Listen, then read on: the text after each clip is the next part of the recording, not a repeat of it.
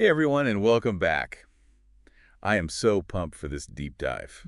We're going to be talking about something that I think low-key bugs all of us. Oh, yeah. It's that feeling of someday, when it comes to adventure, like Right. someday I'll travel the world, someday I'll learn to fly a plane, someday I'll take up underwater basket weaving, Yeah. you know? Yeah. But then life just kind of gets in the way, It right? really does. It's so easy to get stuck in that day-to-day routine, and before you know it, years have gone by, and you're like, wait a minute, where did the time go? Yeah. I feel like I've definitely fallen into that trap before. Oh, I'll go on that backpacking trip across Europe when I have more vacation time. Or I'll learn to scuba dive when I'm less afraid of sharks. Those are good I ones. know, right? But the thing is, are those really valid excuses? Well, that's the million-dollar question, isn't it? Are we letting time, money, or fear hold us back from truly living? That's such a good point. Yeah. Because I think for a lot of people, it's that fear factor that really holds them back. Fear is a powerful thing, for sure. It is. So what would you say to someone who's totally paralyzed by that fear of the unknown? Like they want to be adventurous, Hmm. but the what ifs just keep swirling around in their head. I would say embrace the unexpected. Seriously, some of the best and most memorable travel experiences I've had have come from those moments when things went completely off script. Seriously, tell me more. I mean, think about it. When you look back on your life, are the perfectly planned, picture perfect moments the ones that truly stand out? Hmm, that's a good point. Or is it the spontaneous, kind of chaotic, messy moments that make you smile and shake your head and think, wow, I can't believe that actually happened? You are so right. I'm thinking back to my very first solo trip. It was to Iceland, believe it or not. No way. I love Iceland. It's amazing. But, I had this whole itinerary planned out, tours booked, every hour accounted for. Like a color-coded spreadsheet? Oh, absolutely. Yeah. But guess what? My flight was delayed. I missed my connecting flight. The worst. And I ended up stranded in Reykjavik, no luggage, and my perfectly curated schedule was completely shot. Oh, no. What did you do? Well, at first, I totally panicked. Right. Oh. I mean, I was in a foreign country, alone, with literally just the clothes on my back and a rapidly diminishing sense of adventure. I can only imagine. But then, I don't know, something clicked. I took a deep breath and just decided to roll with it. Good for you. That's so important, to be able to adapt. It wasn't easy, but I ended up exploring Reykjavik, just wandering around and soaking it all in. I found this cute little cafe, had the best cup of coffee ever. Sounds cozy. It was. And I met some locals who gave me insider tips on what to see and do. It turned into this amazing day that wouldn't have happened if everything had gone according to plan. See, that's exactly what I'm talking about. Those moments of embracing the unknown, of stepping outside your comfort zone and just going with the flow, those are the moments that shape us, you know? They create stories that you'll be telling for years to come. Okay, that's such a good point. And it ties into something we hear a lot, right? That whole idea of prioritizing experiences over possessions. Oh, yes. That's a classic for a reason. Think about it, that brand new gadget you just had to have. How long does that excitement last? A week? A month?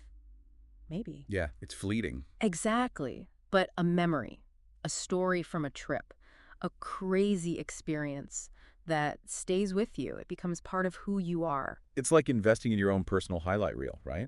I know people who have downsized, sold their belongings, all so they can travel more. Wow, that's commitment. It is. But they always say it's the most freeing and fulfilling thing they've ever done. Yeah. Trading stuff for experiences, and it enriched their lives in ways they never imagined. It's about shifting your focus from material wealth to experiential wealth. Recognizing that the most valuable things in life aren't things at all. They're the moments, the connections, the memories. Totally. And those are the things that stick with you long after the novelty of a new phone or a new car is worn off. Absolutely. It's about investing in your own personal growth and happiness. So what do you say to someone who's convinced they can't afford to be adventurous? Because I think the money excuse is a huge barrier for a lot of people. I get it. I really do. We live in a world where everything seems to have a price tag, but adventure doesn't have to be expensive. Okay, I'm all ears. Tell me about these budget-friendly adventures. Well, for starters, let's debunk this myth that adventure has to equal exotic destinations and five-star hotels. Right. It's not about luxury, it's about the experience. Exactly. There are so many ways to experience adventure locally without breaking the bank. I love that idea. Exploring your own backyard, being a tourist in your own city. Sometimes we get so caught up in wanting to go far away that we forget about the hidden gems right under our noses. It's so true. Have you explored all the parks and trails in your area? Have you checked out all the local museums and art galleries? Ooh, good point. And there are so many free or low-cost activities out there. Hiking, biking, having a picnic, going to a free concert in the park. The Yeah, list goes on and on. you get it. And even if you do want to travel farther afield, there are tons of resources and strategies for doing it affordably. Websites and apps for finding deals on flights and accommodation, travel communities where people share tips and advice. Oh, I love travel hacking. Using points and miles from credit cards and loyalty programs, I've planned entire trips that way. That's awesome. It's like a game, figuring out how to stretch your travel budget. Totally. And sometimes those budget-friendly, off-the-beaten-path adventures end up being the most memorable ones. Absolutely. It's about immersing yourself in the culture, connecting with people, experiencing the true essence of a place. Not just checking off tourist traps on a list. Exactly. It's about slowing down, being present, and savoring the journey. Okay, so we've talked about fear, we've talked about money. What about that other big hurdle? Time. What do you say to someone who feels like they just don't have the time for adventure? That's a real struggle for so many people. We're all busy juggling work, family, That's responsibilities. the never-ending to-do I list. hear you. But here's the thing. You don't need weeks or even days to have an adventure. Really? You can find pockets of adventure, even in the midst of a chaotic schedule. So like tiny adventures. Exactly. Micro adventures. Think about it. Can you carve out an hour or two for a walk in nature?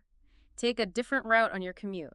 Have a picnic dinner under the stars in your backyard. I love that. It's about being intentional about creating those little moments of escape, those mini adventures that break up the routine. Exactly. And those micro adventures can actually have a ripple effect. Once you start incorporating them into your life, you start to crave more. So you open yourself up to the possibility, and then you start seeing adventure everywhere. Yes. And you become more willing to say yes to those spontaneous opportunities that pop up. Like last-minute concert invites or a random weekend road trip. Exactly. It's like building a muscle. The more you flex that adventure muscle, the stronger it becomes. You start to see adventure as a way of life, not just a once-in-a-blue-moon event. Yeah, okay. I love that analogy. Mm. So we've covered fear, money, and time. But there's one more element that can be a real roadblock for some people. Mm. Travel anxiety. Oh, yeah, that's a big one. It is. And it makes total sense, right? To feel anxious about leaving your comfort zone, Yeah. especially if you're traveling solo or going somewhere completely new. Definitely. It's natural to feel those nerves. But before we dive into that topic, why don't we take a quick break and come back to it? Sounds good. We'll be right back after a word from our sponsors. Okay, we're back. And we were just about to get into travel anxiety, which I think is something a lot of people experience, but maybe don't always talk about. You're so right. It's almost like this taboo subject. Yeah, like you're supposed to just be excited about travel, and if you're not, there's something wrong with you. Exactly. But the truth is, anxiety is a totally normal human response. Especially when you're stepping outside of your comfort zone. Exactly. And travel, especially solo travel or going somewhere new, can definitely push those comfort zone boundaries. For sure. So how can people navigate those feelings of anxiety without letting them completely derail their travel plans? Well, the first step is to acknowledge and validate those feelings. Don't try to push them down or pretend they don't exist. It's like, give yourself permission to feel anxious. It's okay. Exactly. Once you've acknowledged those feelings, you can start to figure out what specifically triggers your anxiety. So is it the fear of flying, Hmm. being in unfamiliar surroundings, not speaking the language? It could be any number of things, but once you know your triggers, you can start to develop coping mechanisms. So it's like shining a light on those anxieties instead of letting them lurk in the shadows. Precisely. And there are so many different coping mechanisms out there. It's about finding what works best for you. Maybe it's listening to calming music, practicing deep breathing exercises, using visualization techniques. Or even talking to a therapist to address those deeper anxieties. Absolutely. Therapy can be a game changer. And there are also a lot of practical things you can do to minimize travel-related stress. Ooh, like what? Well, if you're worried about getting lost in a new city, download a map app on your phone, research transportation options in advance, or even consider booking a guided tour for your first day or two. Those are all great tips. And I think it's important to remember that you don't have to be a perfect traveler. It's okay to make mistakes. Oh, absolutely. Everyone makes mistakes, especially when they're traveling. It's part of the adventure. Exactly. Getting lost, having things not go according to plan. Those are often the moments that lead to the best stories. So true. And those are the moments that help you grow and learn and become a more confident traveler. Okay, so start by identifying your triggers, develop coping mechanisms, and don't be afraid to make a few mistakes along the way. What else? Another great tip is to start small. Instead of jumping right into a solo backpacking trip through the Amazon rainforest, consider starting with a weekend getaway to a nearby town or city. I love that idea. It's like dipping your toes in the water before diving into the deep end. Exactly. And as you gain more confidence and experience, you can gradually push yourself further out of your comfort zone. So maybe a road trip to a neighboring state, then a short flight to a nearby country, and so on. Exactly. It's all about baby steps. And for those who are really struggling with travel anxiety, group trips can be a fantastic option. Oh, yeah. Group trips are great because you have that built-in support system. And you have someone else handling all the logistics, which can take a huge weight off your shoulders. For sure. And there are so many different types of group trips out there, from adventure tours to cultural immersions Yeah. to culinary expeditions. There's literally something for everyone. You're not kidding. And even if you're traveling solo, there are ways to connect with other travelers and create that sense of community. Oh, totally. Yeah. Hostels, guest houses, co-working spaces. Those are all great places to meet like-minded people. And there are tons of online communities and forums where you can connect with other travelers before you even hit the road. It's amazing how technology can bring people together, even when they're from all over the world. Absolutely. And speaking of technology, I think it's worth mentioning all the great apps and resources out there specifically for managing anxiety. Oh, yeah. There are apps for meditation, mindfulness, relaxation techniques. There are even apps that use virtual reality to help people gradually expose themselves to their fears. That's so cool. Technology can be such a powerful tool for personal growth and well-being. It really can. And remember, if you're really struggling, don't hesitate to reach out to a mental health professional. A therapist can help you understand your anxiety, develop coping strategies, and create a personalized plan that works for you. Seeking help is a sign of strength, not weakness. 100%. It's about taking care of yourself and prioritizing your mental health. Exactly. And you deserve to enjoy travel and experience all the amazing things the world has to offer. Okay, so we've talked a lot about travel anxiety, but let's shift gears a bit. We've been focusing a lot on travel, but adventure isn't limited to just seeing new places, right? You're so right. Adventure is a state of mind. It's about embracing curiosity, seeking out new experiences, and pushing yourself outside of your comfort zone. And that can happen anywhere, anytime. Exactly. Whether it's physically, mentally, or emotionally, adventure is all about expanding your horizons. So let's talk about some of those non-travel adventures. What are some ways people can cultivate that adventurous spirit in their everyday lives? Well, I think it starts with identifying those things that spark your curiosity, those things you've always wanted to try but haven't yet. Like learning a new language, taking up a new hobby, joining a sports team, Exactly. The possibilities are endless. And it doesn't have to be anything grand or elaborate. It could be as simple as trying a new recipe, or reading a book on a topic you know nothing about, or taking a different route to work. or striking up a conversation with a stranger. Exactly. It's about breaking out of your routine and embracing the element of surprise. It's those little things that can add a spark of adventure to your everyday life. Totally. And, sometimes the most unexpected adventures come from simply saying yes to those opportunities that present A themselves. friend invites you to a concert featuring a band you've never heard of. Yeah. Say yes. A colleague asks if you want to join them for a hike on the weekend. Say yes. Exactly. You never know where those yeses might lead you. They could lead to a new passion, a new friendship, a new perspective on life. The possibilities are endless. It's all about being open to new experiences and allowing yourself to be swept away by the current of life. Okay, I'm feeling so inspired right now. But I think it's also important to acknowledge that even with the best intentions, sometimes life just gets in the way. Oh, for sure. We get busy, we get stressed, those dreams of adventure get pushed aside. Exactly. So how do we stay motivated and keep that adventurous spirit alive, even when life throws us those inevitable curveballs? That's the million-dollar question, isn't it? And one that we'll tackle right after this quick break. We'll be back in a flash.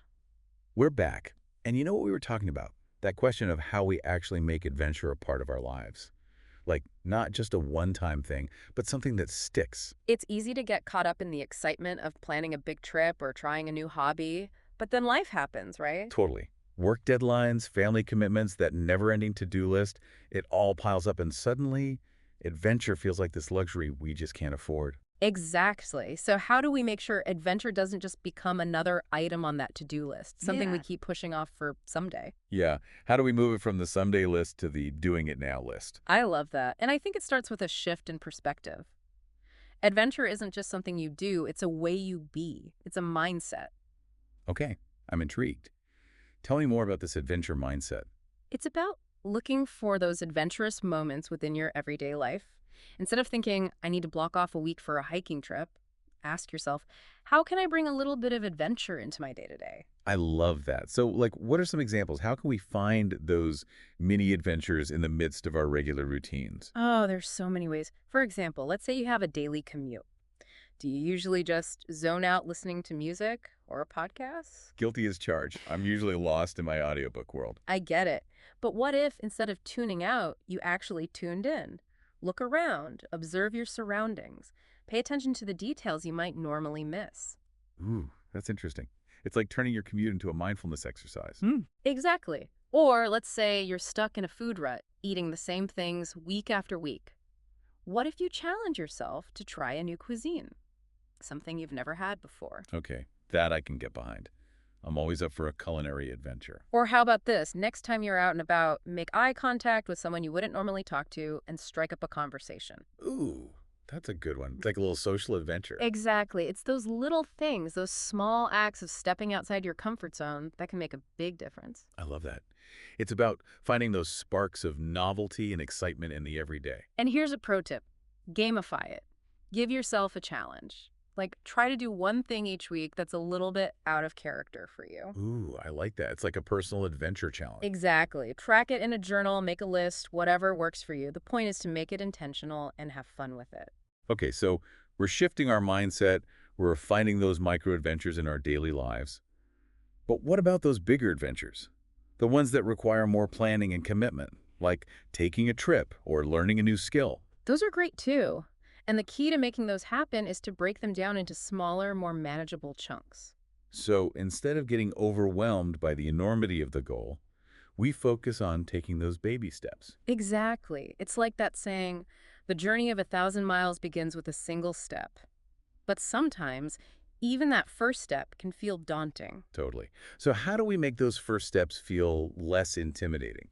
Well, let's say you want to write a novel. That's a huge goal, right? Intimidating for sure. But what if, instead of focusing on writing the whole novel, your only goal for today is to open a document and give it a title? Okay, that feels a lot more doable. Right. Or let's say you dream of traveling to Japan. That's another big goal. Definitely. But what if, for today, you just research the different regions of Japan and see which one piques your interest the most? It's about tricking your brain into thinking you're making progress, even if it's just tiny, tiny steps. Exactly. And then, as you start checking off those smaller goals, you build momentum and confidence. And you start to realize that those big, scary goals are actually achievable. Precisely. And another important tip, find an adventure buddy. Ooh, like a partner in crime for all things adventure. I love it. Exactly. Someone to brainstorm with, keep you accountable, maybe even join you on some of your adventures. Shared excitement is contagious. It's like having a cheerleader in your corner, but for life experiences. I love that. Now, here's something we haven't talked about yet. Setbacks. Because let's be real, setbacks are gonna happen. Oh yeah, trips get canceled, plans fall through, you try a new hobby and realize you're terrible at it. Yeah. Life throws those curveballs, even when it comes to adventure. It does. But the key is to not let those setbacks derail you completely. Easier said than done. I know, I know. But here's the thing. Setbacks are actually opportunities in disguise. Okay, how so? Well, instead of viewing a setback as a failure, try to see it as a chance to learn and adjust. Your trip got canceled. Maybe it's a sign that there's an even better destination out there waiting for you. I like that. So instead of, ugh, this sucks, it's, okay, what did I learn from this? And what's the next move? Exactly. And it's also important to give yourself permission to grieve the disappointment. It's okay to feel bummed when things don't go as planned. Sometimes you just need a moment to process those feelings. Absolutely. But then, once you've allowed yourself to feel those feelings, channel that energy into planning your next adventure. That's what resilient adventurers do, right? They don't let setbacks define them. Exactly. They use those setbacks as fuel to keep moving forward. Okay, I love that. So we've covered a lot of ground here in terms of how to make adventure a more integral part of our lives.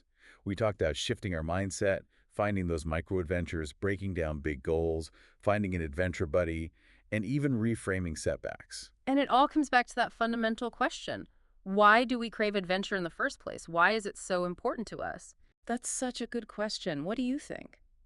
Why do we have this innate desire to step outside of our comfort zones, even when it feels scary or inconvenient?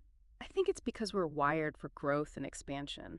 We're not meant to stay stagnant. We're meant to explore, learn, evolve. And it's not just about personal growth, is it? It's about connecting to something bigger than ourselves. Whether it's the awe of nature, the richness of different cultures, or the simple joy of trying something new. It reminds us that life is full of possibilities, and it gives us a sense of wonder and gratitude for this incredible gift of life. I couldn't have said it better myself. So, to everyone listening, if you've been putting off adventure for some day, I encourage you to reconsider. Start small, dream big, and most importantly, embrace the journey. The world is full of amazing adventures just waiting to be discovered.